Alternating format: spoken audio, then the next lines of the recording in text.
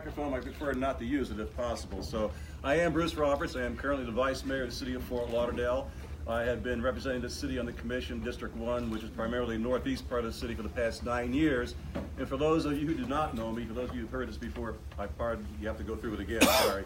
But I was with our police department for 35 years prior to becoming elected. I was your police chief for 6.5 years. I am public service. I care about the city of Fort Lauderdale. I am full-time dedicated to the city of Fort Lauderdale. I'm proud of the city of Fort Lauderdale.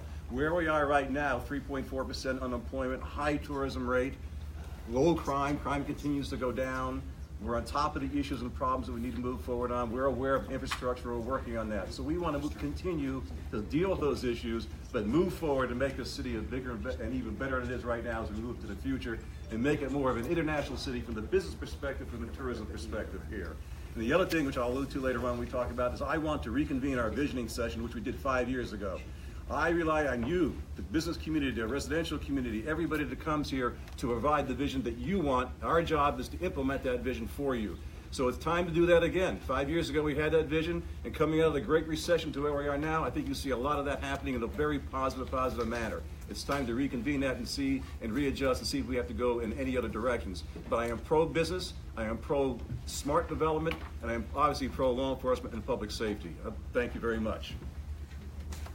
Thank you, Commissioner Roberts. The next mayoral candidate is Commissioner Dean Trentalis. Thank you. Good morning. Good morning, everybody. I'm not sure if you're here for the debate or for lunch, so I'll do my best to entertain you. Good morning, everybody. My name is Dean Trentalis, City Commissioner, District 2 for the City of Fort Lauderdale. I've been a commissioner for about 8 years now, and I see a great vision for our community. We have a wonderful, robust community. We have a wonderful tourism economy. Our marine industry is unmatched anywhere else in the world. And we have a great real estate industry. And I think that when we talk about the future of the city, we have to talk in terms of where are we going to go from here? What is sustainable? Because clearly we want to be able to support the tourism industry and make sure that that continues to be robust and expand there. And of course, the marine industry. We have to make sure that the city is partners with those who invest millions and millions of dollars in our community to make the Fort Lauderdale community the home for those who are in the marine business. And in terms of development, that too is important to try to finish off the projects that we have started and to complete the urban core that we've envisioned, and to make sure that any kind of development that occurs in our community is in the right place, in the smart place, and that's how growth should occur. But that too is not alone sustainable, because if we rely simply on those three prongs, we're forgetting that we tend to overdo some things in certain areas just to keep the momentum of the economy going, such as you hear oftentimes overdevelopment. So what we need to do is to seek out other forms of investment, technologies, international trade, things that will be sustainable for the future, so that the kids that graduate from school today can stay in Fort Lauderdale, they can find affordable housing, that they can see a future here and not have to leave this community to go somewhere else and seek higher paying jobs. That's how I see the future of Fort Lauderdale, and that, as your mayor, will be how I'll try to direct the city. Thank you. The next race is for District 2 City Commission, and the first person that's on the list, and we'll shift the order, is former City Commissioner Tim Smith. Thank you, Steve. All right, I'm going to try to do it without the mic as well. If you can't hear me back, let me know. My name is Tim Smith, and I'm running for the District 2 seat. Now, I did serve that once. It's been 15 years since I was in that seat, 97 to 2003. I like to remind people that I've been in political recovery for 15 years, and I'm really ready to go back. It truly is a privilege and an honor to be able to run for this. The nice things that Steve said about us running in INA, but truly the honor is ours that you all let us folks run for this. I'd be remiss if I didn't mention that when I came up the steps, I was remembering being on this lot 20-some years ago, standing here with Peter Feldman. How many people knew Peter? And Peter said, Tim, I'm going to build a beautiful community here. And we looked around, there was all homeless people and some ramshackle shacks. And he said, now I'm going to put a beautiful building here, and the Chamber of Commerce is going to be in there. And I said, here's a man with some vision, for sure. It took a lot. So I I do have many endorsements, but I'm not going to dwell on myself. I want to talk to you guys. I want to have a frank discussion with the chamber today, and I hope we can do that. Because as extremely successful as you have been, I think it's time for you to step up your game. And I think we have to bring more resources to the chamber because you guys have proven the kind of things you can do on the beach and the downtown. So we have things like, I mentioned the Sistrunk Corridor on my notes here because, you know, that's an area that we need to really improve. The Sunrise Corridor coming off I-95, used tire shops is basically all we have. So I hope I have long discussions with Dan Lindblade and your board about, hey, how can we get the rest of the city moving forward so we have progress everywhere? Thanks for having us. And Steve Glassman, also District 2. Thank you, Steve. Thank you, Ina. Thank you, Juliet. Thank you to the chamber. It's a pleasure to be here. So much nicer than when we met together on December 5th at 7:30 in the morning at the Riverside Hotel. So I like this much better. For those of you that I have not had the pleasure to meet, my name is Steve Glassman. I am a candidate for District 2.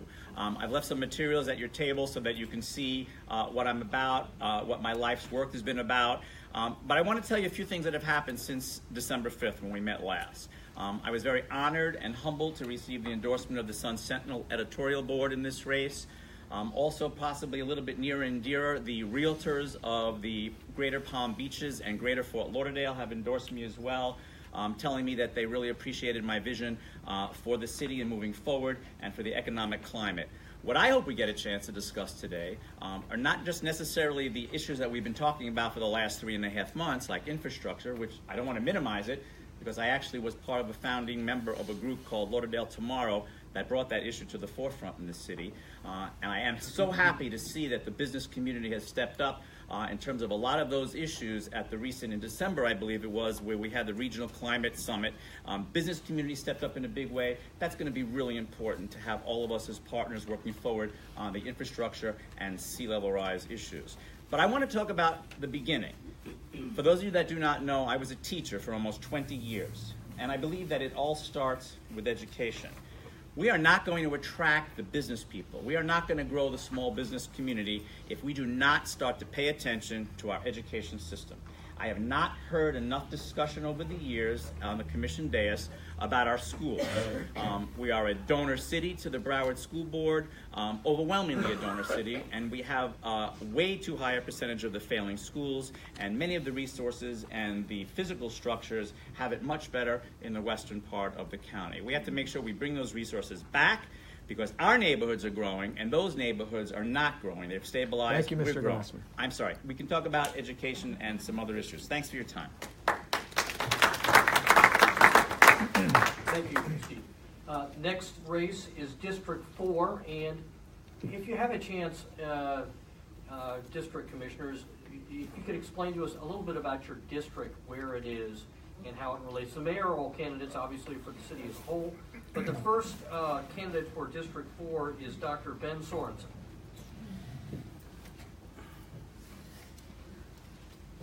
Thank you very much, Steve, and thank you, Juliet, and Ina, and Dan. Thank you all for being here. My name's Ben Sorensen. I'm running to be your city commissioner for District 4, and District 4 is a phenomenal district. It is basically Broward Boulevard South, so it includes most of our downtown. It includes our wonderful city street Las Olas, and a lot of the wonderful neighborhoods south of Broward Boulevard. Honored to have my wife Anna here, who works in the district at Nova Southeastern Museum of Art. I'm passionate about our city. I've been working in our city for 10 years. I own a small business. We do sales training, leadership development for corporations. We also develop programming for our at-risk youth in our Broward County schools, and appreciate Steve's mention of our schools and the opportunity of being a former teacher as well. It's something that I'm very passionate about. I'm also really passionate about the opportunities to move our city forward. So as we look at where we stand as a city, we're a city that is in the running for Amazon to come here when we look at Miami-Dade and ourselves and West Palm Beach. It goes to show you what the chamber has been doing. I've served on the chamber board for a year, and I've been part of several committees on the chamber. And this is my vision of how we move forward as a city, which is bringing business together with government, together with the service sector, and we work together. I founded something called Mission United years ago to address our homelessness in Fort Lauderdale, and we've housed over 800 veterans. I'm passionate about the ability to work together and to move together, whether that's around resiliency and developing public-private partnerships, whether that's around moving our the economics of our city forward, and whether that's protecting our marine industry. I'm Ben Sorensen, honored to be here with you today and look forward to a great discussion. Thank you.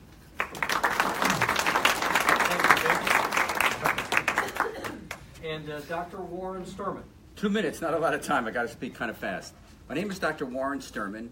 I've lived and worked here for over 25 years as a cardiologist, but most of you who do know me as president of the Rio Vista Civic Association or the founder of the city's Community Emergency Response Team.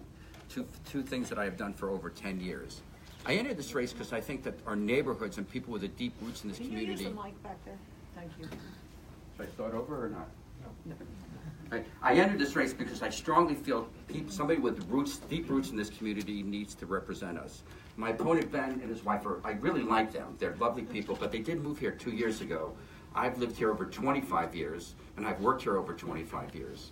I've received the Sun Sentinel endorsement because they feel I have by far and away the most experience here. Over 2 decades and thousands of hours of volunteering within this community, including education, parks, traffic infrastructure, as well as public safety. Been here 25 years. My children were all born and went to public school here. I've also have a degree in engineering from the University of Florida, which will be valuable when you think about our two biggest issues, traffic and infrastructure. In closing, Warren Sturman, of the 4 of us on the ballot, I will be listed last alphabetically, so if you forget my name, don't worry, I'll be at the bottom. Thank you, Dr. Sturman. We were going to start with you on occasion. So we've got 5 to 6 questions that we're going to ask the candidates to respond to. Brevity is appreciated, but we will give you up to 2 minutes, but try to shoot for a 1-minute response. I know some of these aren't the easiest. We're going to start with the mayoral candidates and give Dean Trentalis an opportunity to first address the first question. And that question is, thanks Ina, tourism. Tourism is a pillar of the Fort Lauderdale economy. Please explain your vision and your plan for improving the visitor experience and how the city of Fort Lauderdale can enhance the tourism economy. And there's a step 2 to that question. And given this is a tourism question, and how will you work with the county to facilitate getting the convention center, hotel, and expansion done? In 1 minute? Oh, we have 2 minutes? 2 minutes. All right, great. Let's take the first part of that question. The important thing is to recognize what our assets are. We have some tremendous events that take place in Fort Lauderdale, Tortuga, the Swatch Volleyball Tournament, the International Boat Show. All of these things are mainstays in our community. So one of the things that we should consider is how can the city continue to partner with these events to enhance them. Just yesterday when we attended the volleyball tournament, we talked to the promoters there and how we could start a volleyball club system within our own county to feed into the whole volleyball concept to make that a much more successful event than it happens to be today. And that's one way we can draw the entire community into international events to make these events so much more attractive and appealing.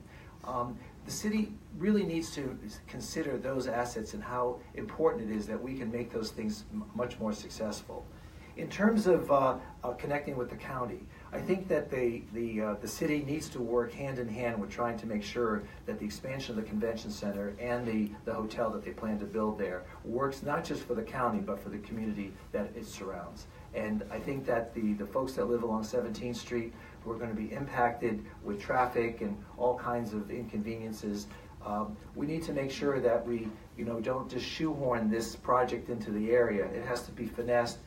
We understand there's a bypass road that's planned for the south of 17th Street. And so those are the types of forward-thinking opportunities that we have to consider in order to make that successful. But the convention center, the international tourist events, those are the things that Fort Lauderdale not only can't take for granted, but needs to be more proactive in ensuring that these are successful for our community. So yes, I think the city has a role, and we need to be very much in front. Thank you. Thank you. Commissioner Bruce Roberts, tell us about your vision and your plan for improving the visitor experience and how the city of Fort Lauderdale can enhance the tourism economy, and how the city can work better with Broward County to facilitate the convention center expansion and the hotel. Thank you. I'll use this now too. I think it's easier, people can hear better, quite frankly. So, Yes, please. you and I go back when I was on the police department as a district commander for the south end of the city, which included our beach at the time. I worked those crazy spring break days way back when in the 80s. So I've seen the good, the bad, and the ugly as it relates to tourism, especially on the beach. And my concern, quite frankly, right now is where we go this spring break, that we're going to need to assess. It's good to have younger people come down, expand our tourism base, et cetera, but my concern is we're sliding back into that area, which will hamper our ability to expand internationally our current tourism base. So my goal when I become your mayor is to continue to work with the chamber, with the bid, with everybody on the beach to bring our tourism here, and the county. The county's an integral part of that too. And all of our partners in bringing tourism to this area and to expand that. And I think it's incumbent on the city commission to be able to be positive in that aspect, and when we have our meetings, not to get bogged down on the negative side of crowds and traffic and those types of things, and promote the positive aspects of what tourism and events bring to our beach and to our area. And that tone sometimes can create the platform, if you will, of inviting other people to our area to continue to expand that particular business. So I don't want us to be tone deaf in that regard. A lot of what Dean mentioned too, I agree with. I mean, there's no two ways about it. We're pretty much in concert in that. But I think our role as the commission needs to set that table and set the example as we ask people to join us. As far as the convention center goes, we're on board with that. We heard loud and clear, it's probably about a year ago, and we kind of backtracked a second, I think, and said, should we put the convention center downtown? And I heard loud and clear from all of you that came here to talk about that, so believe me, I got, that shock treatment that we received at that commission meeting, it still sticks with me, and the rest of us, that's not going to change. So we're putting it in where it's on the current site we're moving. We're working currently with county staff. Our staff is with Alan Cohn of the county and developing, as Dean alluded to, bypass roads. I'm done. You're done. No, it's nothing personal, guys. I understand. Yep. Thank you, Dan. Thank you, Bruce. We are doing our best to keep things on track. We're going to be fast-paced, sort of like speed dating here, but we're going to get it done. And so, moving on to the next district, District 2. We're going to start off with Steve Glassman, and District 2 represents the Central Beach. So, from a tourism perspective, we want to hear what the city's doing well for tourism and how the city could do things for tourism better. Those are the positive things we'd like to hear about. Yes, thank you. Yes, the Central Beach is a large part of District 2. And just for those of you that might not know, we have the most diverse district in almost every shape and way. Many people have called our district the Bermuda Triangle of the districts in the city. Such divergent needs, such divergent wants. Here are my concerns in terms of tourism. First of all, I've been horrified in the last year or so with what the state's been trying to do to visit Florida. I think we have to step up our game in terms of putting pressure on our elected officials on a statewide level. I don't think we're doing enough there. The mentality of the cuts to an industry that is so vital to us, along with marine and small business as well, we have to put the pressure on. We cannot accept that from a state level. Next item that I'd like to see us work on, and I hear this all of the time because this is a public safety issue. I'm concerned with the lighting on the beach. I know there are turtle regulations. There's got to be a way that reasonable people can come together and make sure that the public safety is just as important as the life of the turtles. And I'm not minimizing the importance of the turtles, but we have to find a balance. We have to find a way. Too many people I live on the beach.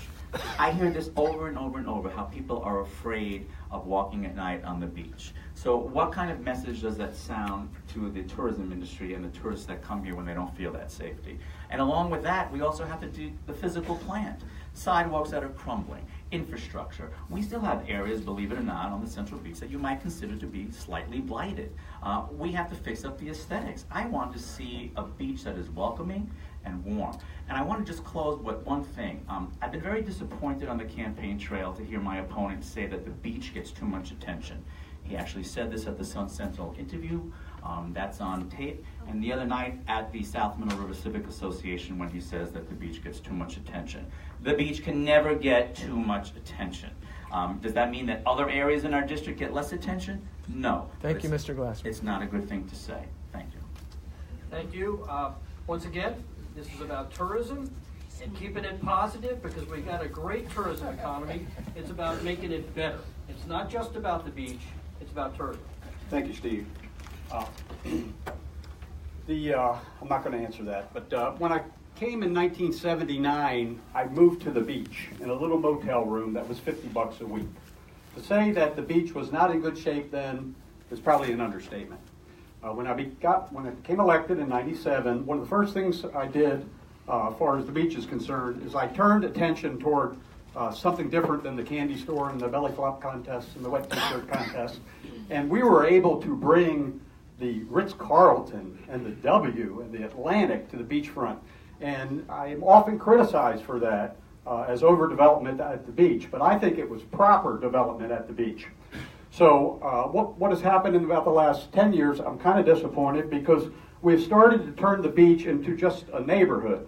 And I don't think that's what the beach is all about. I think the beach is for all of us in the entire city. We've changed the zoning from hotel in one portion of the Central Beach to condominium. I disagree with that. I think we need to put full focus and full force in this next term on making the beach a better tourism place. That means more hotels. Hopefully there might be a moderately priced hotel stuck in there somewhere. We need things that tourists like to go to. I'd like to start talking about the aquarium that we weren't quite able to do back in the 80s. Maybe that belongs down there somewhere. I know we're talking about a London Eye down there. We need the right transportation to move the tourists around. So I want to return the focus to tourism on the beach and not let it just become another neighborhood because we'll all lose if that happens. Thank you. Now moving on to District 4. District 4 does have a section of the beach, but it's not a large portion of the beach, but all of the commissioners should be considering the beach and tourism an asset for the entire community. So back to the question about tourism and what we're doing well and what we can do better. I'm going to start off with Dr. Warren Sturman. I'm going to go with the microphone this time, okay? You can all hear me? Thank you. A couple things as far as tourism go in the beach. I grew up here, I came here 25 years ago, but actually I've been living here for over 50 years. I'm giving away my age right now, when this was a spring break destination. They've done a great deal with the hotels and the development on the beach as far as the image goes and what we're attracting the higher end visitors coming to the beach. One of the things that is the drawback now is when they come here, they look at the infrastructure problems. They look at the traffic problems, transportation problems. I think one of the things that they talk about when they're going to do the convention center is they're looking to make it bigger and have a hotel there, and instead of attracting local people that are going to increase the traffic, they're going to have people that are going to stay here for multiple nights, people coming from out of town. They'll have hotel rooms, they'll stay on site, and the traffic will be less and the money will be more, which is a great idea. I think that we need to do a lot better with transportation. I do serve on the 17th Street Traffic Advisory, and it's a nightmare, but we work with the city, state, and the county, and the airport and seaport, and we are coming up with some great ideas as far as a bypass road, and actually 2 parallel bypass roads, adding extra lanes from US 1 southbound onto 595, changing the timing of lights, things that are going to dramatically improve the traffic on 17th Street, allowing people to go back and forth to the beach. And traffic, infrastructure, parking, things that are going to make it a positive experience will only help tourism. Less than 30 seconds, okay? Thank you, Dr. Ben Sorensen. Thank you. We live in an amazing city that juxtaposes so well our tourism and booming downtown with some wonderful historical parts of our city. And as we look at our city, some of the areas that I really would love to improve, are our gateways, our entry points to our city on Federal, on Broward. I'd love to see us really investing in those to making people feel as though now I'm in Fort Lauderdale and seeing the landscaping and the welcoming. That's an area I'd love to see improved. Also, from a convention center standpoint, I'm a huge proponent of getting our hotel done. We're leaving money on the table right now. These conventions plan years out in advance, so I want to expedite that as much as possible. I have very good relationships with county commissioners. I serve on a county board, so I'm very much looking forward to doing that, getting the bypass road done as well. I also think when you look at our tourism industry, let's tap our business leaders to help improve our education and provide our institutions of education as a pipeline for our tourism service members, employees. Bill Walker's a great example of this, great vocational program that trains people at McFadder at other schools and brings them into the marine industry. We need more of that. I'm going to be someone who's going to champion our tourism industry, and I don't just want to leave it up to the Broward Visitors and Convention Board and the center, and I want to be someone who's going to actually be very proactive in partnering with businesses to ensure that we're out front and forward about the opportunity for businesses to relocate here. We have great assets. FXE is a phenomenal asset that I think can even be better utilized, better marketing to get business owners to come and vacation here and then say, hey, here's what else we offer here in Fort Lauderdale. Come and build your business here. Thank you.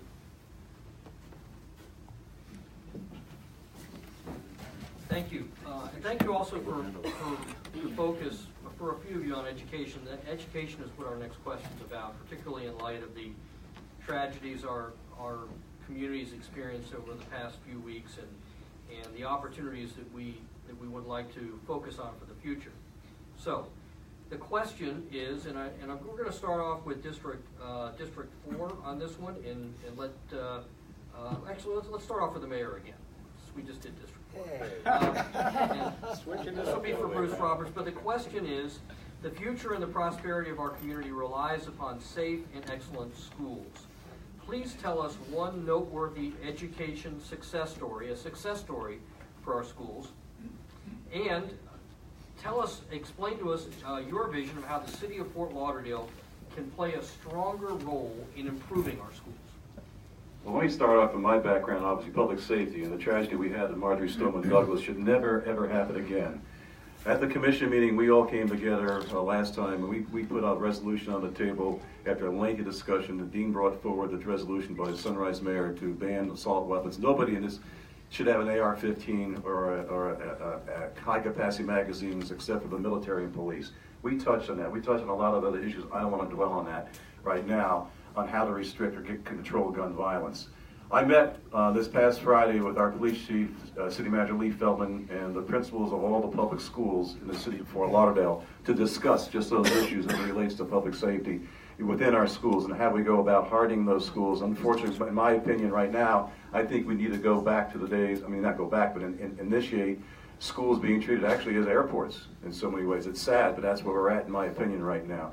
Unless we can stabilize that environment, I don't think that the children have that learning atmosphere to go forward and to create that atmosphere that we need within our schools.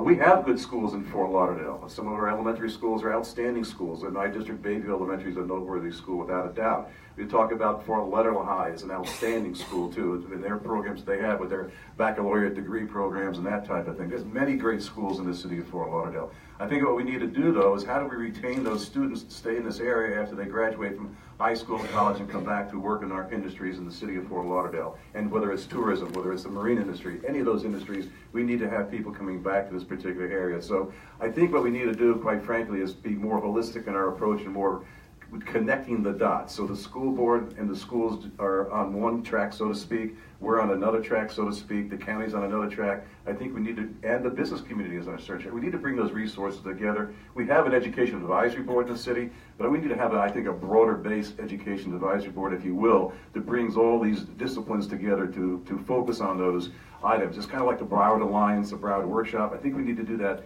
similar type of system within education. Thank you. Thank you, Commissioner Trentalis.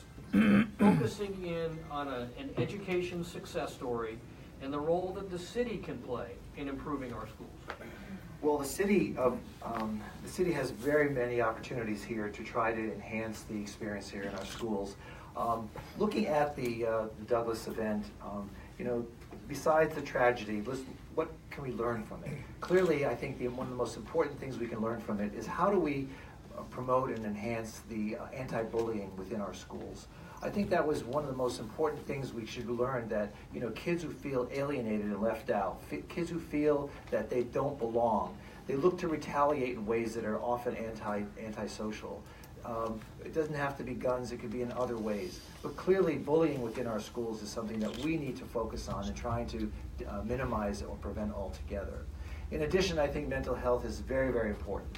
Mental health treatment and access to mental health treatment is so important within our community, and the city can take a role in that. The city can find many opportunities in which to try to enhance the mental health access that currently is in great demand here in our city. But most importantly, I think, is access to firearms. I think that the implements of danger and of weaponry that we see proliferating throughout our community is an absolute danger, not just to children, but to everybody. And for years, I've advocated the elimination of the gun show at the War Memorial Auditorium, because not that we're trying to interfere with the transfer or sale of guns, but it certainly doesn't belong within an atmosphere of where children are playing out in fields and at playgrounds. This is the most important message that we can send to children, is the fact that we need to respect one another and not let them fear day-to-day life through the awareness of guns. So through each one of those methodologies, through mental health, through anti-bullying, and through restricting the access of guns to children and against assault weapons, those are things the city can get involved with firsthand, right off the bat, in trying to prevent these tragedies from happening again. Thank you. Thank you, Commissioner Trentalis. District 2. District 2 is where our flagship, Fort Lauderdale High School graduate, our flagship Fort Lauderdale High School is located. And I'd like to start off with Tim Smith, focusing in on education success stories and what the city of Fort Lauderdale can do to enhance our education in schools. Great, thank you, Steve. First off, I think you'll find a unanimous accord here about the gun laws that are just not right, and I think we all have spoken about that at length. A couple weeks ago, I heard there was a protest at Fort Lauderdale High School. I live about 4 blocks behind it, so I could actually hear it. And I went over and I told those young people how inspiring they were for old folks like us, that this new generation may be the ones that push it to the tipping point. We can have some change in the laws. Very, very proud of those. I am not a product of Fort Lauderdale High School, as Mr. Tilbrook is, but my son is. And he went all through public schools in this city, and he started with Virginia Schumann Young, and because Bruce mentioned the other great one, Bayview, Virginia Schumann Young is just one of the best elementaries that ever existed. He went to Sunrise Middle, then he went to Fort Lauderdale High School. He's now a very successful businessman in this town, Dan. I want you to know I'm very proud of him. If you haven't been to Oddball's Nifty Thrift on 13th, you should go there. When I was on the commission, I served on the diversity committee for the school board. Very important committee. And I was tasked to chair the school visitation committee. And we toured 14 schools in Broward County. And when we were out west in Weston, they were beautiful. They looked like St. Thomas and Cardinal Gibbons. As you moved east, a totally different picture emerged. And when we ended with Stranahan High School, it was deplorable and unacceptable, and it still is. So I think the city needs to take a more forward-leaning response to work with the school board to make certain our public schools are as in good shape as our private schools.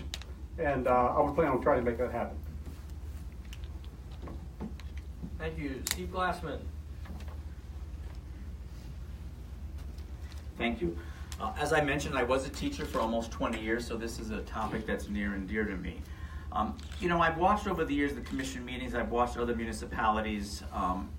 Other municipalities, their commissions, their councils meet regularly with the school board. I think maybe our commission has met once in the last few years with the school board. We have to have more joint meetings. That's a problem that we're experiencing not just with the school board, but also with the Broward County Commission. the working relationships between our city commission and Broward County are not good, and they're not close enough with the school board. We have to fix that. You know, in walking door to door, I hear over and over and over again from young families that tell me that they're happy with the elementary school, and then they tell me that, but they have to sometimes remove their children a year early before the school is completed because they're so nervous about not being able to find a spot in a private school for middle school. That makes no sense. Our schools really drop off after elementary school. We have to fix that problem. I've had some conversations with people. I think, you know, a lot of changes are coming to Holiday Park, which is probably another reason it's not a great spot for the gun shows. A lot of things are happening. We have a Y coming. The Broward Center for the Performing Arts is doing an amazing job with a renovation program for the Parker Playhouse. Very exciting. There'll be a campus. Maybe we'll do a garage. Maybe we'll do some sort of school, a charter school for the arts. Something where downtown families, downtown neighborhoods can have a school where they are going to build it from the ground up. Maybe we can take some lessons from Pembroke Pines, which has an amazing school system where they're able to infuse a lot of different kinds of programs, very creative. But we have to do better because we're not keeping our children when they go through the school system, that's for sure. We met last week with a bunch of millennials over at CNI Studios and we found out the opportunities are just not there. So we're not keeping our young people. How do we grow? How do we attract young families if our schools aren't there? Thank you, Mr. Glassman. Thank you. On to District 4, Dr. Ben Sorensen, education, school success stories in Fort Lauderdale and what the city can do. Thank you. Being the proud parent of a 4-year-old of Virginia Schumann Young, this is a very important topic to me. I'll give you 2 success stories. One is, again, just touting the NSU Museum of Art. Due to declining arts education funding, what the museum has done is developed a program to bring all 6th grade students in Broward County into the museum for art classes and training. That's how we need partnerships to begin to supplement what's happening and what's not happening in our schools. Another quick example of a success story, I was at a debate, a 12-year-old girl came up to me and said, hey, Ben, I'd like to talk with you about recycling cigarette butts. That's the #1 thing we pick up when we have beach cleanup days. How can we help do that? And I said, well, what do you think? And she said, well, here's my solution. And there's a company that, we already have a few of these out on the beach, but recycles specifically cigarette butts, because if you just put cigarette butts in a landfill, they tend to leach as well. So this company recycles them, puts them into useful initiatives and projects. When I'm elected, I want to form a youth City of Fort Lauderdale advisory board, and I want it to be like a youth think tank where we get high school students, middle school students. Their whole job is just to think and come up with big ideas. The father of this daughter said, Ben, if we can get more young people involved, they oftentimes don't have the fear of failure that many of us have. And I thought that was a great point. So those are a couple examples of what we can be doing. And also, we can't cede the failings of our schools to the school board and say, well, there's nothing we can do. We've got to be proactive, got to be involved in it. One last thing that we've been doing is I've been endorsed by the Fire and Police Union. We've got police now reading in schools to the 3rd graders. That's the kind of thing we need. Thank you. Thank you very much. Dr. Warren Sturman. This is almost an unfair question based upon my experience with the school. Seriously, I am a product of the Broward County public school system, graduating from South Broward. 4 children all went to public school all the way through, now in college. Not only was I the only father on the PTA, not a lot of dads there for like 8 years and vice president, I ran for school board 10 years ago. Thank God I lost, because I think the next year they were all indicted. So I would have been in jail by now. A couple excellent... You remember those days. Okay, I've been so involved with the school. Wasn't on the actual advisory, but I worked with a thing called the MLE, the Municipal Leaders in Education. And I'm going to give you a little feedback when I went through going through middle school, high school, elementary school, the positives and negatives on what does and doesn't work. MLE was a program about 10 years ago with the city where we got neighborhoods, parents, teachers, and businesses together, met on a regular basis. I was the leader in my group, went back to the school board, got some information, and came back to implement it in the schools. The key is parental involvement, neighborhood involvement, business involvement. You don't have that, the schools cannot work. You do have that. It is by far and away the one key to improving the schools. Also, anybody have a middle schooler? That's a lost cause. Don't wait till they get to high school. They'll loosen up a little bit. But that's the key: having the city refocusing, having getting the neighborhoods involved, and getting the parents, teachers, and the businesses involved in the school. And it's by far and away the one key thing that will determine the successes of our public schools. Thank you, Dr. Sturman. We're going to shift to District 2 for our next subject. It has to do with economic growth. We are the chamber. That's our focus, promoting business and economic growth. So the question is, and we're going to start off with Steve Glassman. The question is, what is the city doing well to support and enhance the current wave of new jobs and economic growth? And what more can the city do to support and encourage economic growth? Thank you. I'll be honest, I don't think we're doing enough in terms of economic development. I think we have to be much stronger. And I want to see us be much more creative. As I mentioned earlier, the conversation we had last week at CNI Studios in Fat Village, the young people there don't see that opportunity. We have our staple industries. Of course, we have to always make sure we boost them. But we have to start to think outside the box. I want to see much more arts and technology and creative industries coming to our city. We have a few in the county, not enough. It's grown a little bit, but not enough. There's no reason why, with the magnificence of this city, the beauty of our weather, the beauty of the entire physical city, we are not attracting people. You know, last week I went to the Budget Advisory Board meeting. I was surprised I was actually the only candidate there. They began the discussion of what our budget is going to look like in the city for this coming year. It was amazing to hear how almost every single department head spoke about the openings in their departments and how we have a need to fill all of these openings. Our city is not going to function well with all of these openings. And I kept scratching my head thinking, why do we have all of these openings? Why are we not attracting and retaining the best and the brightest in our municipality? We have to rethink it. So it's not just in the private sector, but we have to also do it in the public sector, which we can have a little bit more control of to make sure that they're working together in sync to make sure that we have the economic development that we need. So we need to grow, we need to think smarter, and we need to attract new industries so that the young people in our city are excited and that they see a future here. Because that's the only way it's going to work. It's not just about tourism and marine. Of course, those are our staples. But we have to think deeper. And we have to make sure that those opportunities are here. We have to do much more attracting. Maybe we don't just rely on the alliance. Thank you, Mr. Glassman. Maybe we rely on ourselves a little more than just the alliance. Thank you. All right, former Commissioner Tim Smith. Economic growth, success stories, and what can the city do to promote economic growth? Got it. I think the city's doing a much better job with economic development than, truthfully, the commission that I sat on did. They are keyed in on economic development. They're keyed in on the unemployment rate. They're keyed in on the tax rate. We've done a good job uptown, especially good job. We've attracted big new firms there. We now have a big planned new enhancement for our uptown section on Cypress Creek Road. The foreign trade zone at the airport is cooking. I think there's basically no opportunity to get in there. Everybody wants to be there. And our downtown, what a tremendous thing that has happened here. From the days where you would be afraid to drive here, where the only fear is that there's so much traffic when you drive here.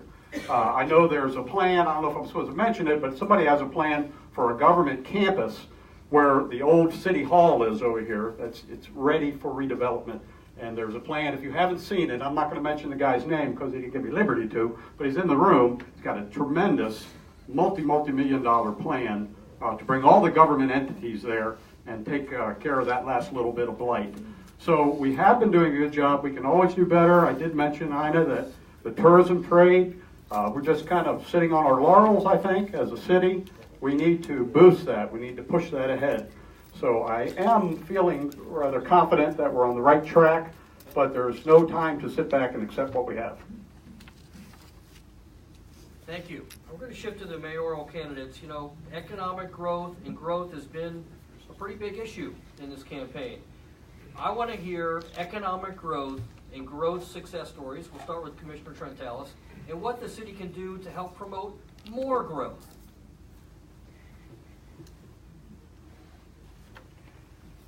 Well, economic growth, of course, is best done through private enterprise, right? The city is not in the business of, going into business, but it is in the business of helping those who can help themselves.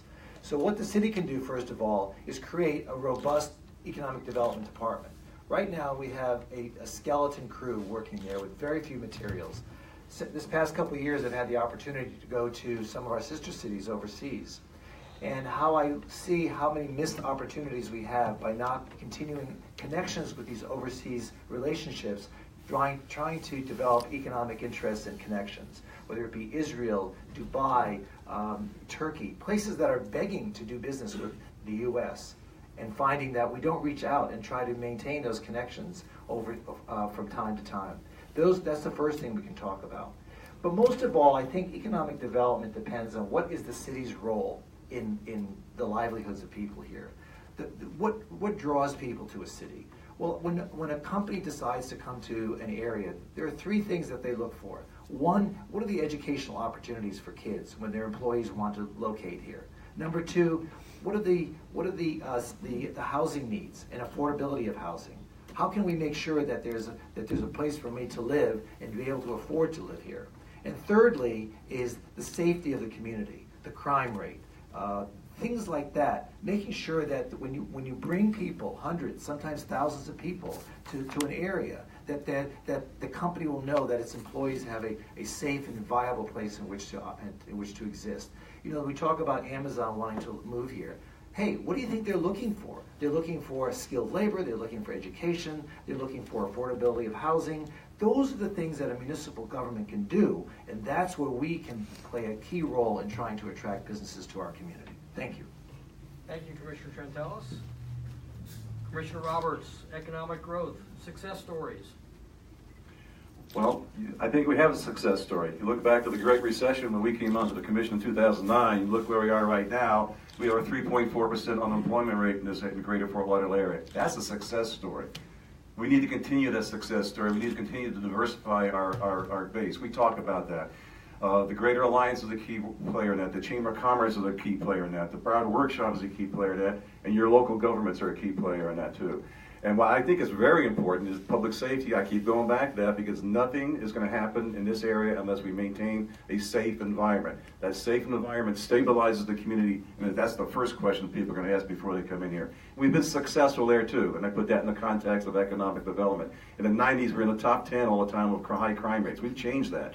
Right now, again, this past year, crime has gone down another 7%. So we're stabilizing the area, and I think that's another way we need to go. But more important, as your city commission, as any local government, we need to set a welcome mat. We can't be sending out messages that there may be a moratorium on this, there may not be a semi-moratorium on that. We need to be able to send out a message that's inviting the people to continue to want to come here.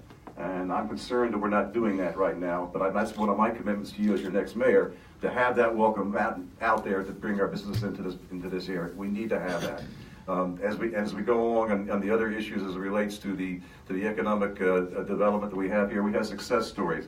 Tim might have mentioned it, but I was integrally involved for the past 5 years in the Uptown area, our Envision Uptown, which we created that board. Dan, you were at one of our meetings this past week up there, and we were moving forward. It took us 4.5 to 5 years to get the land use changes that we have up there right now. It'll be just not a hodgepodge of zoning and land uses. It'll be a flexible area where it's almost zoning in place where you can come in and put what you want to put in there as a business entity. And that's been a very successful story, and I would look for ways to copy that in other areas of the city to make it more viable for business to come into our area. Thank you very much. Thank you. Shifting over to District 4, we're starting with Dr. Warren Sturman. Economic development, success stories, and it's unique maybe to District 4, if there's any, you can share with us. I think the two mayor candidates sort of hit the nail on the head with a few things. To attract economic development, you have to attract an environment where people want to come, people want to live. And it's not just pure economics, but it's quality of life issues. I mean, right now we have tourism, we have building, I think Dean and Bruce have alluded to in the past, you want to get maybe some tech industries. One of the success things is we're trying to get younger people coming in here. In the northern part of the city, in the center of your district, we are attracting younger people. But what we have to do is we have to look at why people would want to come here.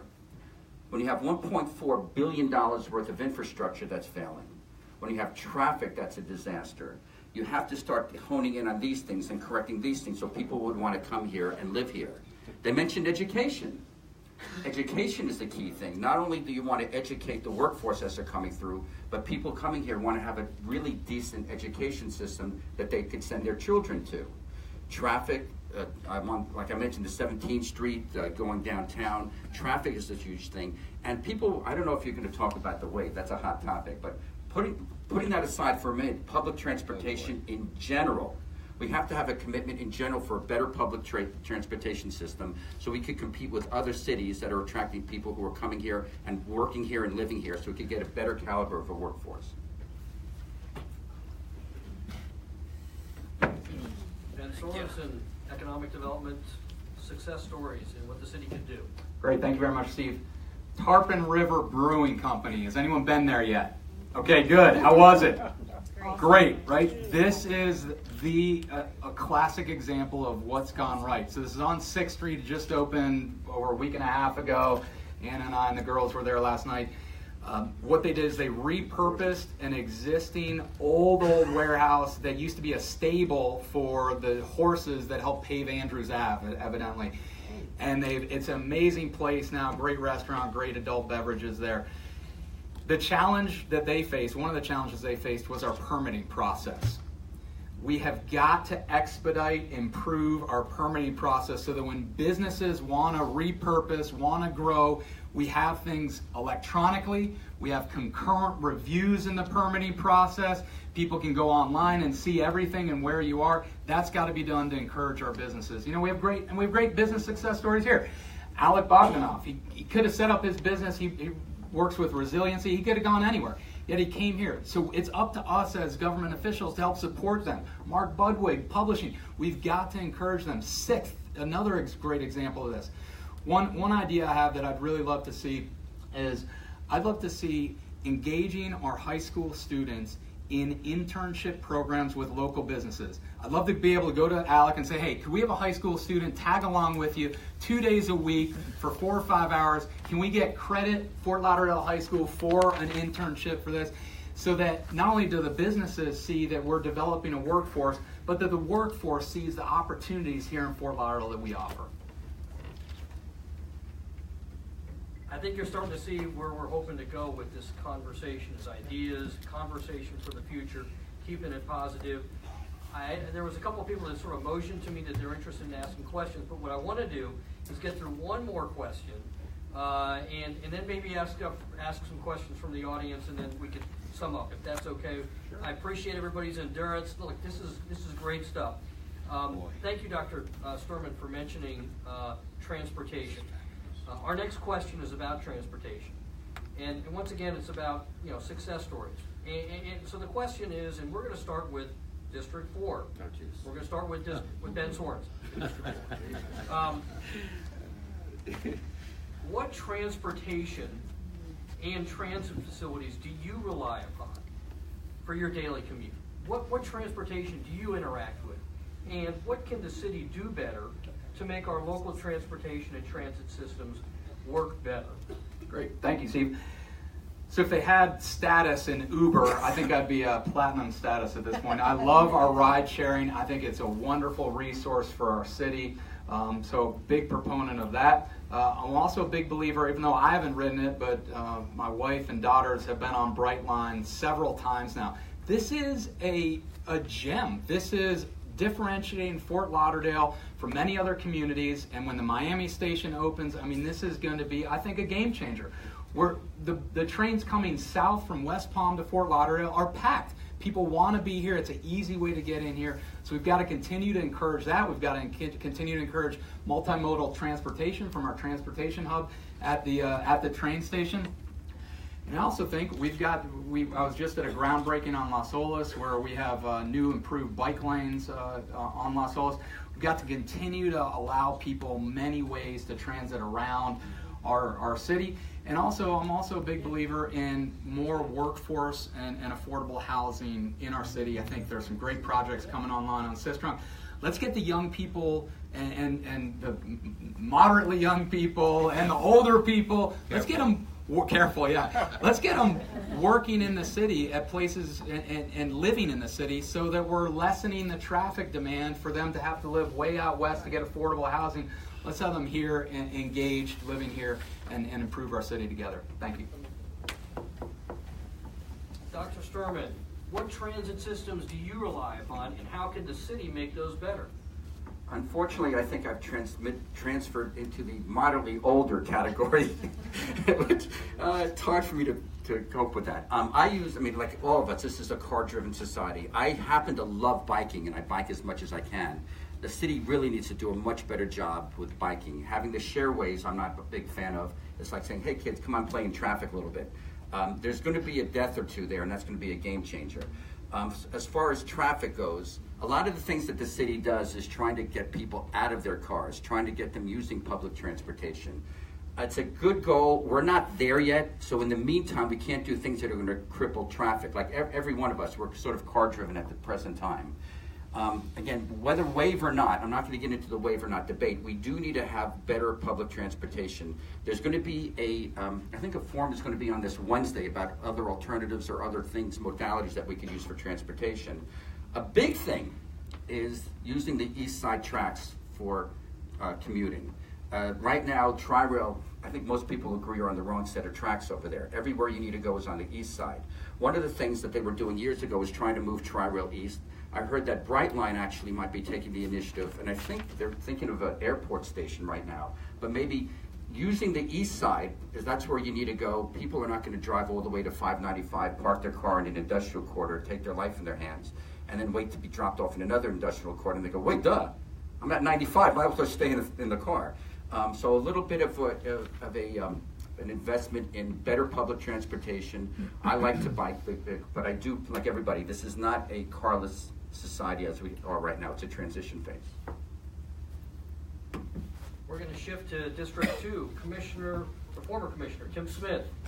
Tell us about your vision and success stories for our transit system, what you use, and how the city can make it better. Thank you, Steve. I do own a bicycle, and I go to the beach every July 4th on the bicycle. It's the only way to get there. I do take Uber back from the airport. And what I did as a commissioner, because I'm so interested in how we're going to move people around the city, I told everyone that I was going to park my car for a week and take the county bus. And I did. And it was a bad decision. It took me forever to get anywhere, and there's no way in the world that's a decent system for us. So as I go out of town, I go to Seattle last week, and I get off the airplane, and there goes their system straight through the airport right into the downtown. The little known fact is that our population in this town has not really grown all that much, and I show you the stats, about 10% in the last 10 years. But the amount of people coming into this city from out west, the amount of tourists that come here has exploded. So we have just a serious traffic issue, and all of us when we're on the campaign trail, that's what we hear continually.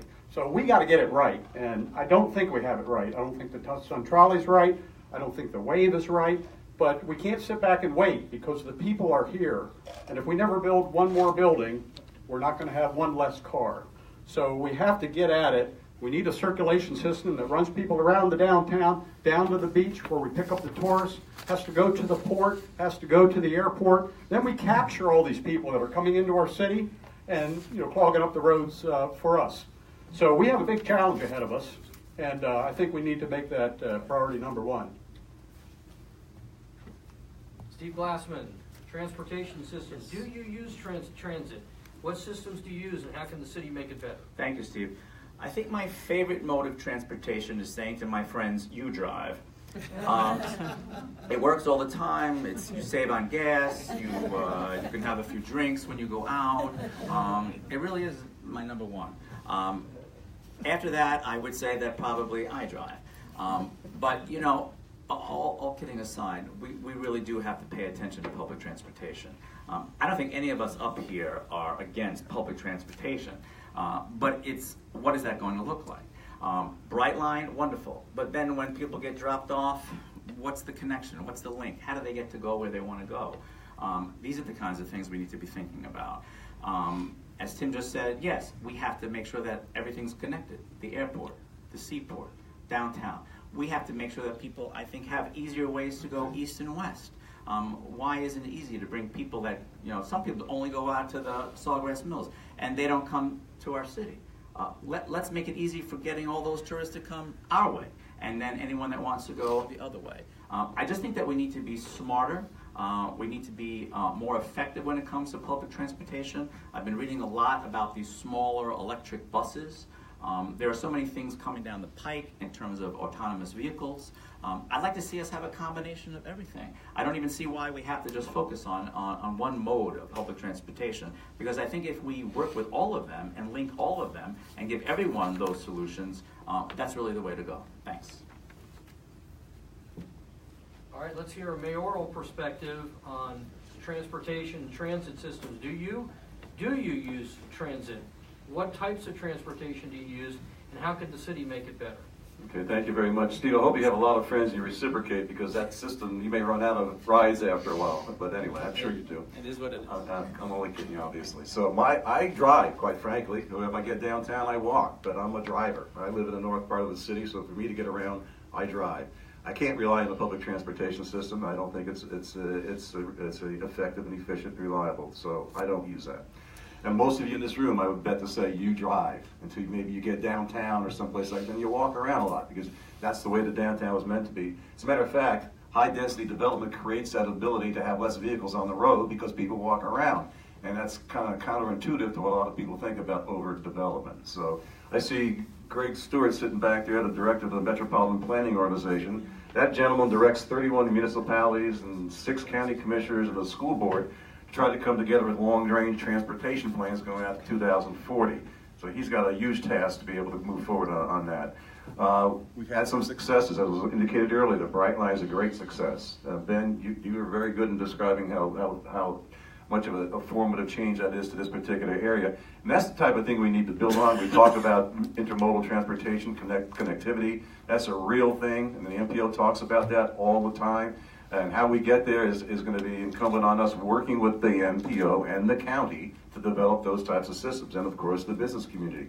And it's a regional issue. It's not just Fort Lauderdale. You go any place in the Tri-County area, you're going to see those types of issues. You travel to thriving cities like Nashville and Austin, you're going to see the same thing. Just a factual piece of information. Monday through Friday in Fort Lauderdale alone, greater Fort Lauderdale, not greater, in the city of Fort Lauderdale, 130,000 people come into the city, 50,000 people leave the city, and over 20,000 circulate within the city. That's 200,000 people moving around the city, coming and going to work. That's a positive, 3.4% unemployment, a lot of people coming to work. So traffic to me is one of those kind of positive, negative things. It means we're really doing well as a community, but we also need to be able to deal with that with future technologies coming forward. Thank you very much. Commissioner Trantalis, transportation systems, and what can the city do better? Thank you. Thank you, Steve.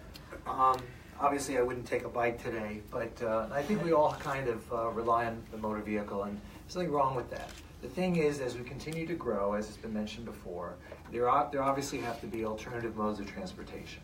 And it's true, as we create an urban center, that the goal here, of course, is to discourage any kind of vehicular use. Even public transportation, you should be able to walk to work. I mean, if Dan lived across the street, he could walk to work. Right? It's too close. It's too close. Too close. But that's the goal of all of this. That's the goal of creating a city, is to you live, work, and play all within walking distance. Be able to find a grocery store, be able to go to a drugstore, all within walking distance. That's what a true, vibrant, and vital city is all about. But let's talk about some of the transportation alternatives that have been put across our table in the past few years. The local intercity commuter line on the East Track. Hey, we can't forget that. That is definitely something we need to continue to push and try to foster. The Bright Line is great. It has very limited appeal, especially now in its nascent years. Fort Lauderdale itself doesn't really have a place to really go when you get here. You have to kind of say, well, where do you go from here? And hopefully we'll be able to enhance the experience when you step off the train so that people will say, gee, I want to go to Fort Lauderdale on the Bright Line. But the other transportation alternatives that we've talked about, like the Wave and so forth, the Wave was, it really wasn't a good idea to begin with, and we need to be able to have a much more versatile mode of multimodal transportation than the Wave itself presents. I'd love to see a transportation system going down Los Olas Boulevard so that people can go to the beach without having to take their car. I'd love to be able to see people being able to go north and south on a multimodal transportation system, again, without having to take their car. And there are alternative technologies that do exist, and we can take advantage of them. They're a lot less expensive, and I think that's the wave of the future. Thank you. Thank you, Commissioner Trent. Oops. I didn't mean to use the word wave. All right, so we've hit on a lot of topics very quickly. Dan, if we have a microphone, what I'd like to do, we're going to take a few questions, but I don't want to end with questions. I want to give them an opportunity to sum up and talk about some other things that we haven't talked about. So Lynn Goldman from Broward County School Board is here, and she had her first request for a question. Thank you. I am Lynn Goldman. I am with Broward Schools, particularly Atlantic McFadder and Sheridan Technical Colleges. Looking for the positives. Our elementary students are playing chess. That's critical thinking skills. That's social skills. That's soft skills. Our high school students, particularly those at Marjorie Stoneman Douglas, have been so articulate because of the debate programs that they're in. And here at my schools, the technical colleges, we outperform the rest of the state twofold in industry certifications, getting those people to work right now in our community. So I would like to ask you, how do we get our word out to you? Each of you has been asked about identifying a positive in a number of things from Steve. And except for Ben, there was really a struggle to identify with what some of those positive things were. Somebody mentioned about internships. I invite you to this room on March 15th, where we're going to be talking about internships at a Lunch and Learn. But I ask you, how do we, you're engaged, promote the wonderful things that are happening in our workforce and education system here in Broward? So for the questions, what I'd like you to do is keep it brief and focus your question on one candidate, and then we'll allow the others to respond as well.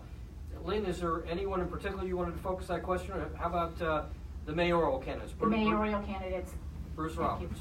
Thank you very much for your question. You're right, Lynn. I think it's a communication issue, quite frankly. And we met with the school board a while back. We discussed that topic. I'll be honest with you, we haven't really done much in that regard. It's a communication issue. I don't know the exact answer how we do that, but those highly successful stories need to be touted and sing the praises and expand on those, because you're right. And I'll admit, I don't know all of those myself, and that's a shame on me, but that's the issue that we need to face.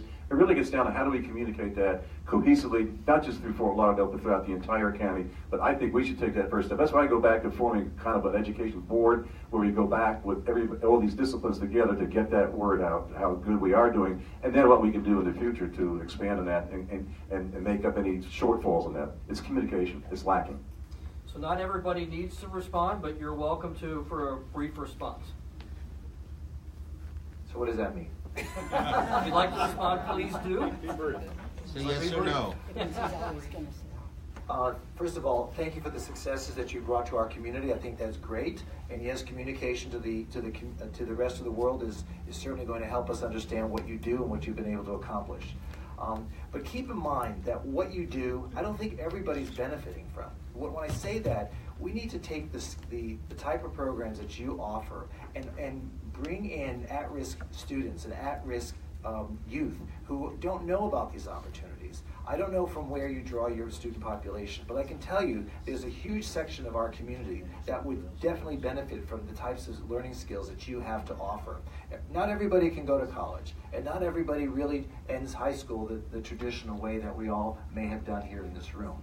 But those that are at risk, those that walk the streets looking for something to do in life, other than things that we don't want them to do that are antisocial, the type of schooling that you provide and the education that you talk about is so important to what we need in order to fulfill the goals of people that don't know that these goals are there for them. So I think that the city, from the city's perspective, it would be important for us to be able to make those connections and to try to enhance the type of student base that you draw from in order to make it benefit for the entire community. Thank you. Anybody else want to comment on that? Success stories for the school? I'll be real quick, Lynn. I was inspired just by your question. And if we had more people like you, in the fight, I think we'd be doing much better. So thank you for that. I was remiss in talking about some positive things in our school system. Fort Lauderdale High School, it's a success story. It's a majority-minority school. I believe it's now 80% Haitian or other, and it's an A school. And what's even better than that, my son is the wrestling coach there, and this year they beat St. Thomas. Go figure. All right, I'm going to go to Gina Ellis next, and remember, brief question. Address one of the candidates, and we'll open it up to the floor. Thank you, Steve. My question is as follows. You spoke to tourism, but you never left the beach. We're more than a beach. So my question really is directed to the candidates from District 2 and District 4 because you both encompass downtown. We have a lot of hotels that are coming online. How do you see presenting Fort Lauderdale in a broader scope?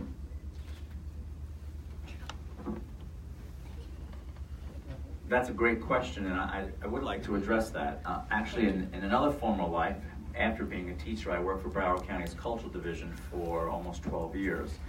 One of the things we always strove to accomplish was cultural tourism.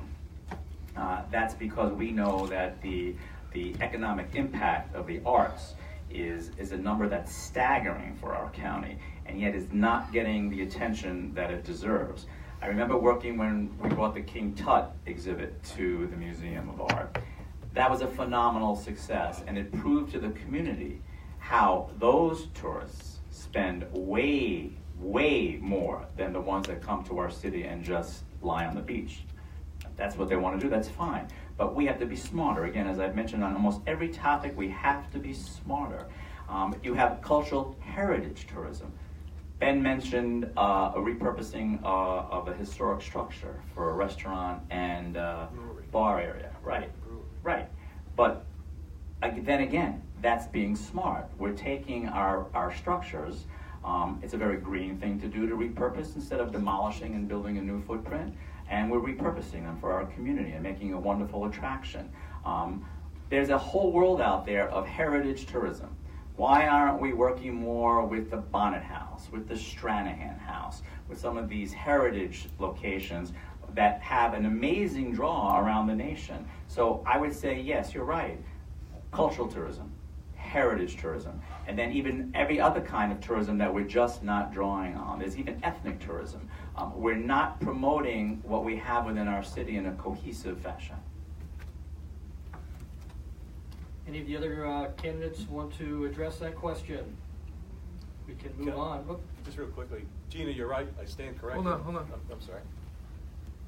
We are going to have 7 hotels downtown. I mean, and what you've done on the Riverwalk, I applaud you. You've done an outstanding. You have.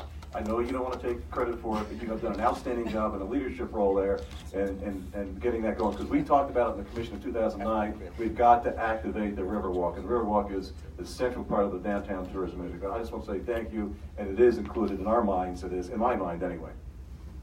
All right, we're going to take one more question in the back. In the back. Who's that? Hold on.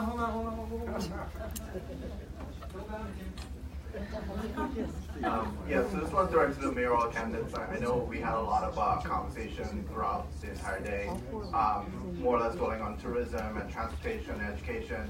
But arts and culture is a huge part of just this city, any city. I know there was mention of Austin and Nashville as major cities, and I really haven't heard anything apart from Scotsman just recently about cultural tourism and arts and culture. So how do you guys see you working with the arts and cultural community here in Fort Lauderdale to stimulate and grow economic impact here? You can use this mic or...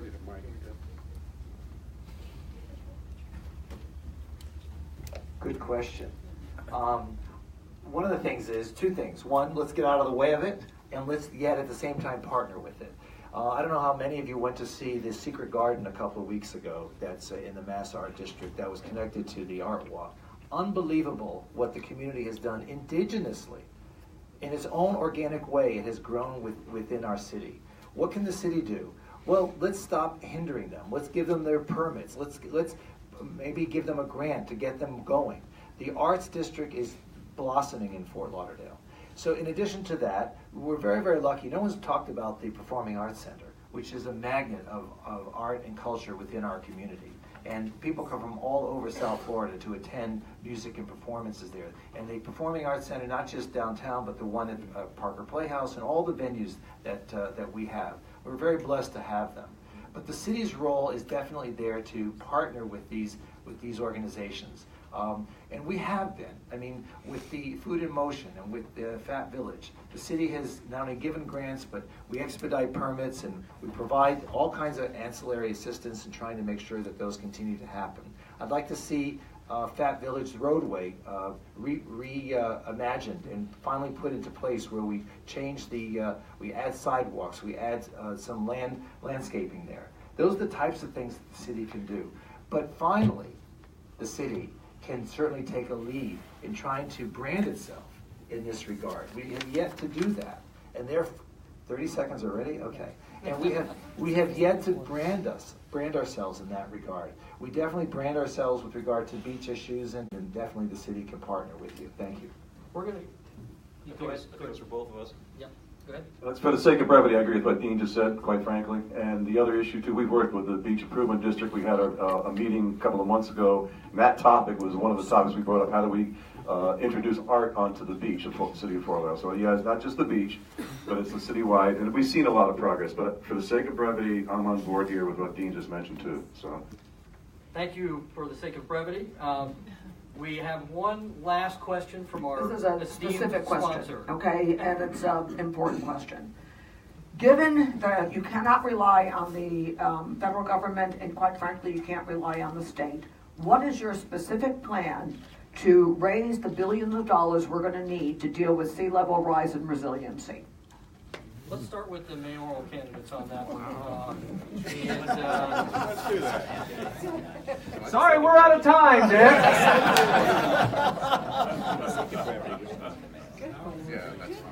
See who's brave to pick up that microphone. Well, Thank that's a loaded question, right? Obviously, it's going to cost a lot of money. But honestly, again, we don't even have a full-fledged plan on how to deal with rising sea level. We've talked about it. We've heard from our consultants. Our staff has given us presentations. But the reality is we don't have a plan moving forward. So unless we have a complete plan to move forward, we are really never going to be able to even identify funding sources. What are the traditional funding sources? Obviously, the current administration in Washington has recommended doing infrastructure grants through various programs, but that is so much in its nascent form right now that we don't know if we can rely on that. The state government has grant programs, but those are in place, and we can definitely work with the state to try to bring in those grant monies. But the reality is we're going to have to pay for it. The reality is that when it comes to water and sewer, we're going to have to rely on our water and sewer rates.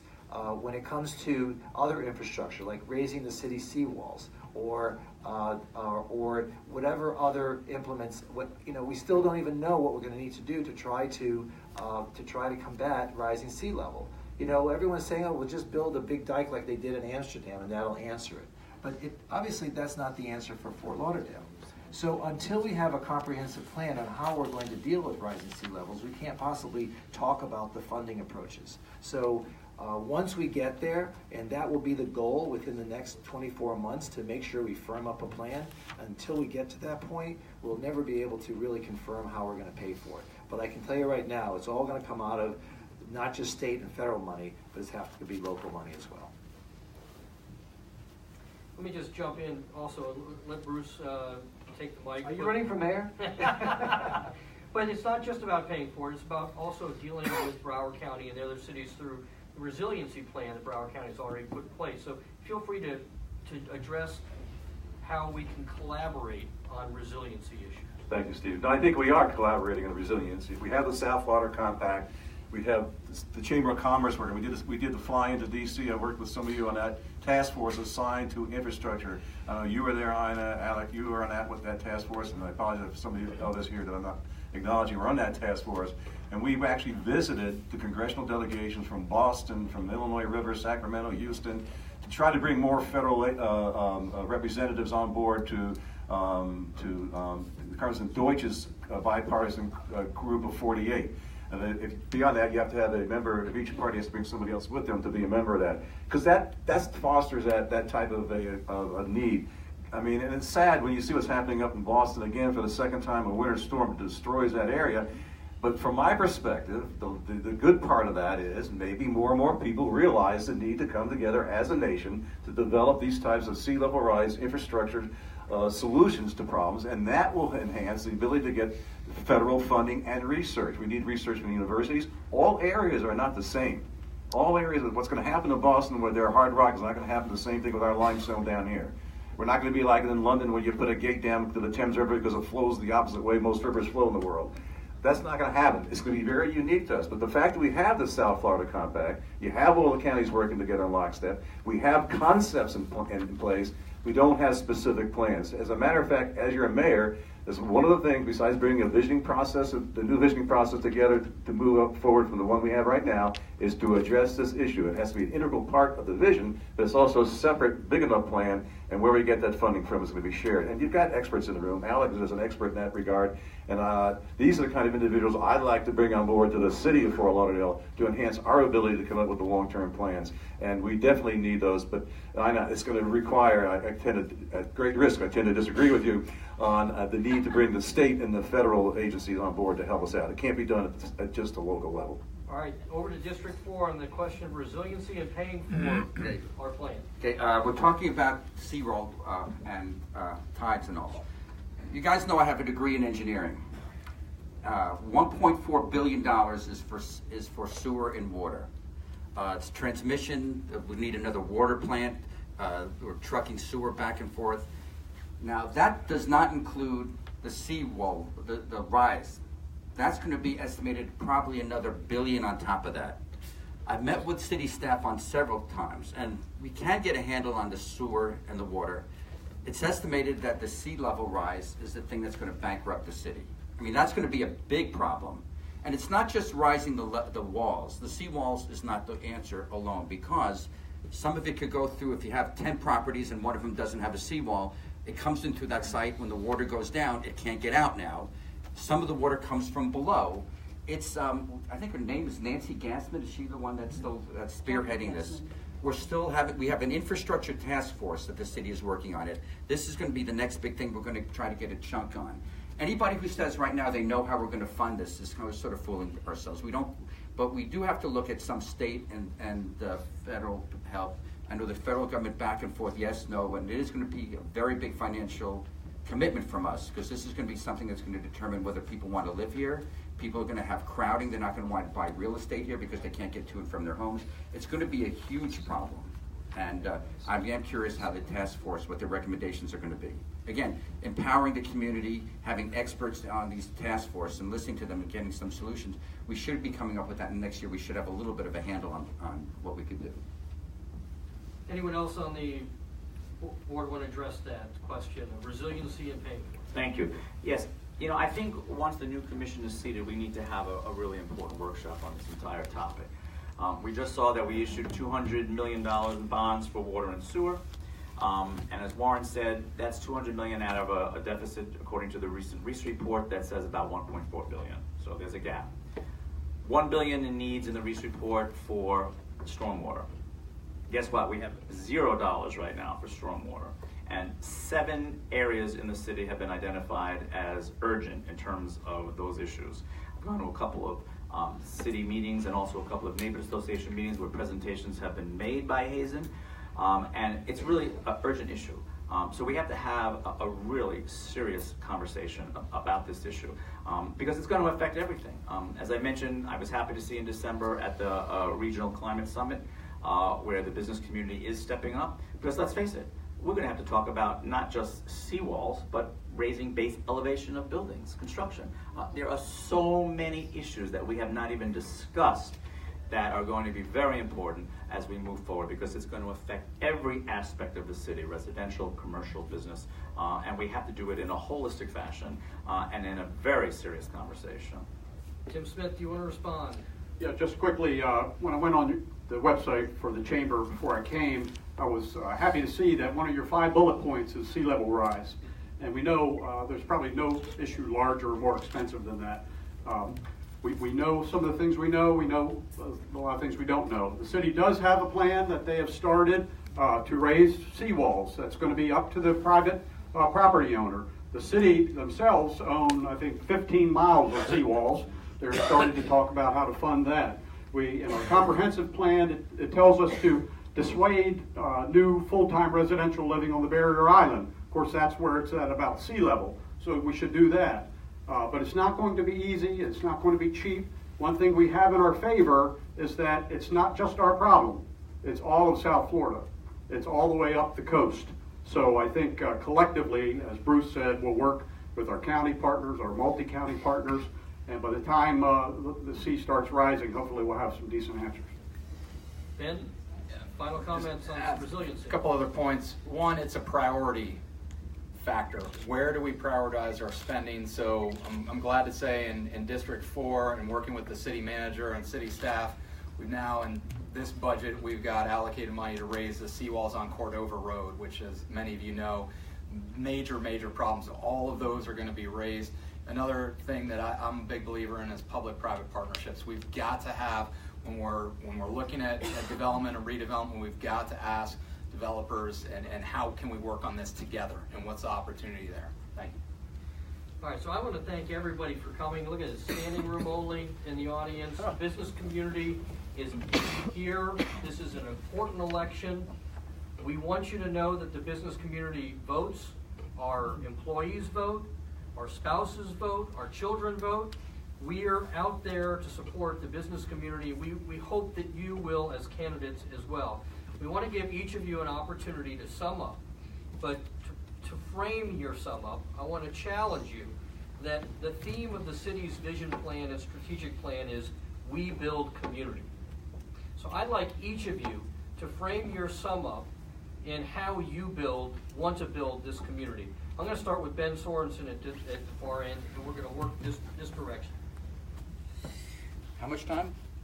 2 minutes. 30 seconds? 30 seconds?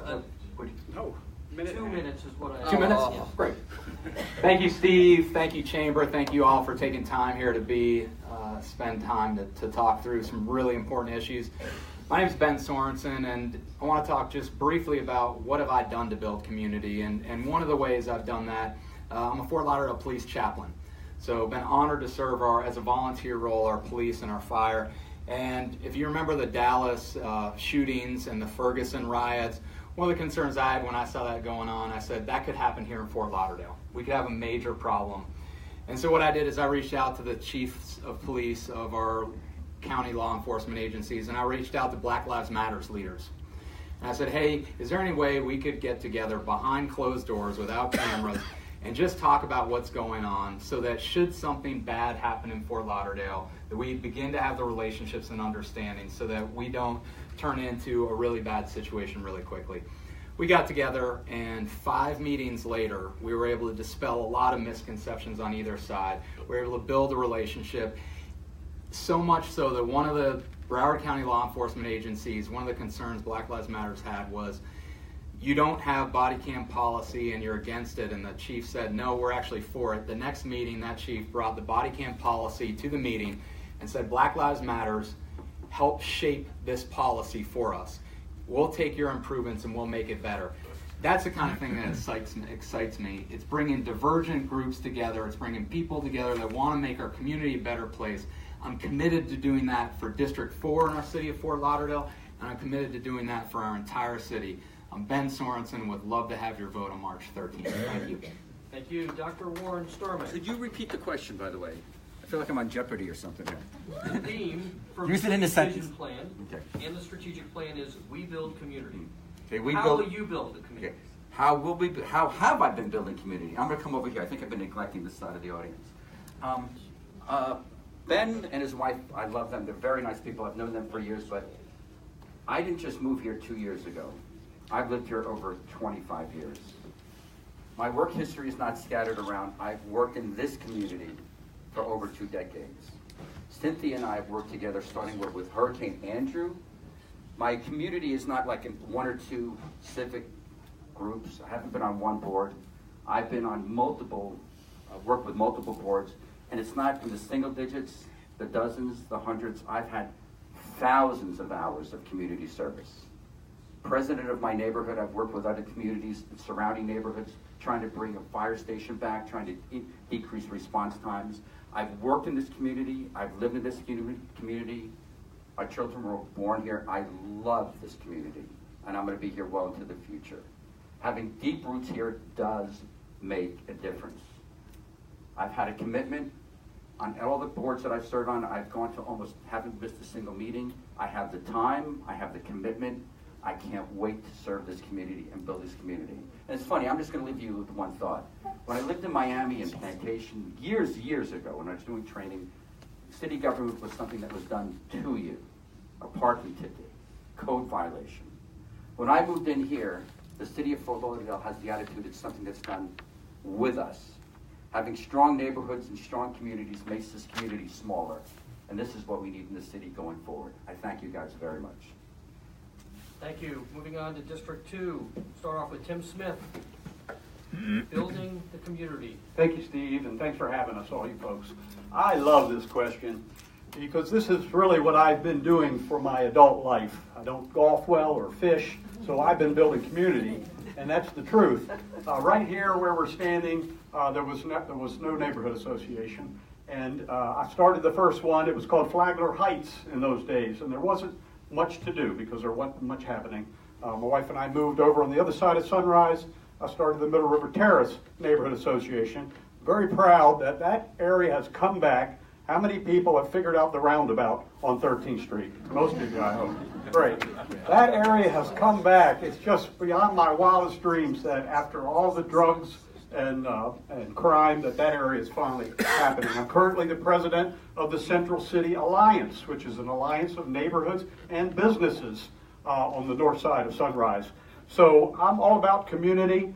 I am not afraid when I go to neighborhood associations to look them in the eye and say, I am pro redevelopment, because I am.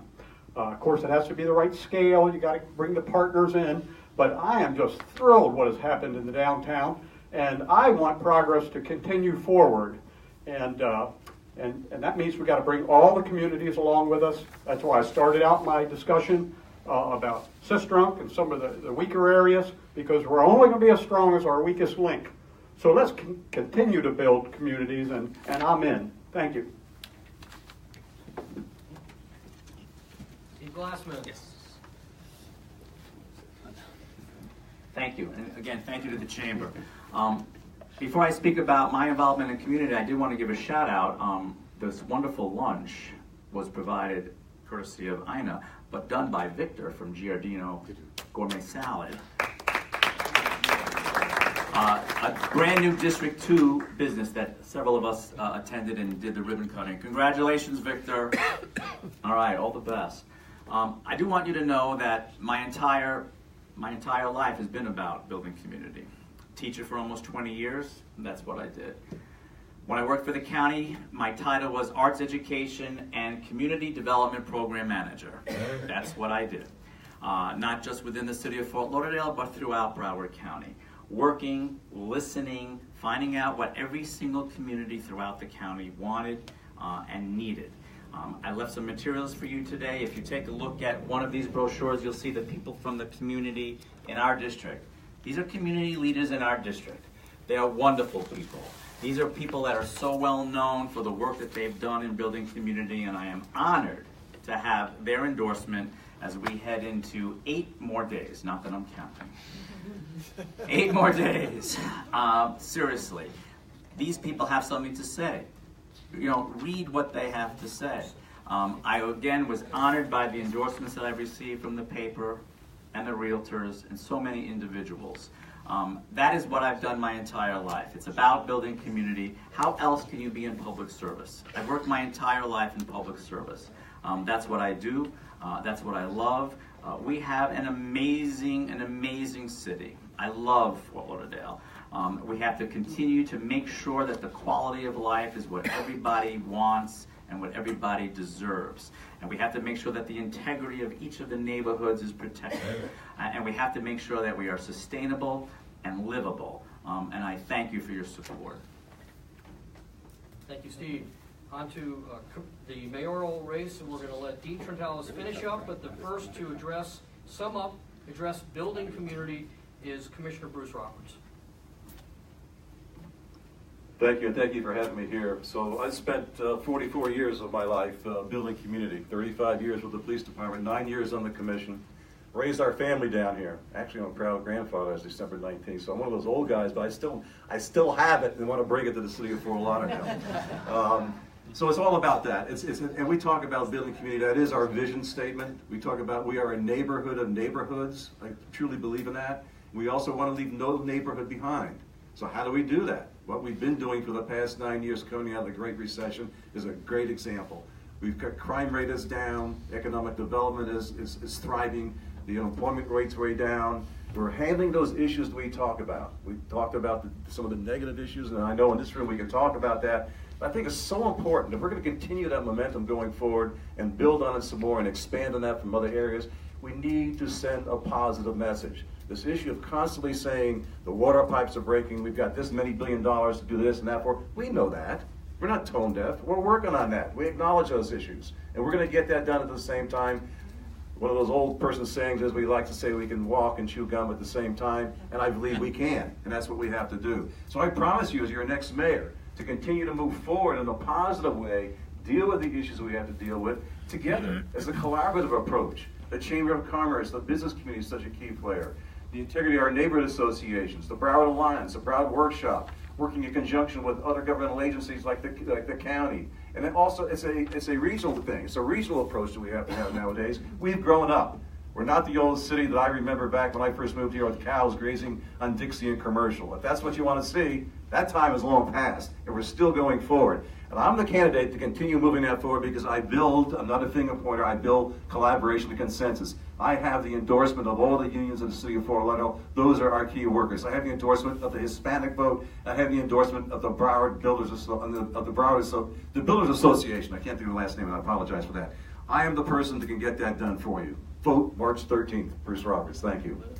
So Commissioner Trentalis is going to have the last word, but I just want to remind everyone to vote on March 13th. And Commissioner Trentalis, send us off with a strong message. Thank you.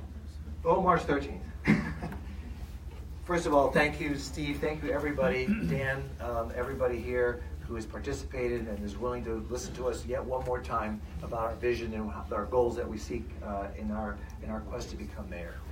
My name is Dean Trentalis. I moved here 36 years ago.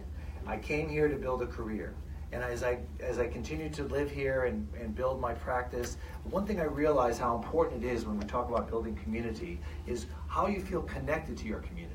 What is it that makes you feel comfortable and want to feel that this is a desirable place to continue to build your life?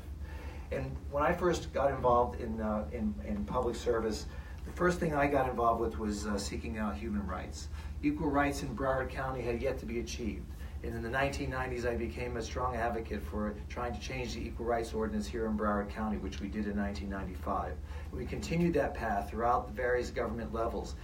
That's what drew my connection to public service at the city level, and where I decided to run for office in 2003, and I served for 2003 to 2006 in my first term as a commissioner. As you continue to be in the public way, you find yourself, and I'm sure Vice Mayor Roberts will say the same thing, being connected to your constituents, being there for them, trying to fulfill their goals and to try to get through red tape at the government level. That's how people feel connected. And what also makes people feel connected is when they feel that their government is listening to them. And that's why it's often it's often a problem when there are votes taken, like at the Bahia Mar, even though the community was against it. And that's why when votes are taken to continue with the WAVE project, even though the people were against it. So I want to be the people's mayor. I want to say that I'm going to be the person that continues to listen to the people, listen to their voice, have their ear to the ground, and know that this is where this community wants to go. And as your mayor, after March 13th, we will together be able to build a community and sustain it for the future for everybody, not just the few. Thank you. Thank you. Thanks to the candidates and thanks to the members of the business community. Have a great day. Can I get a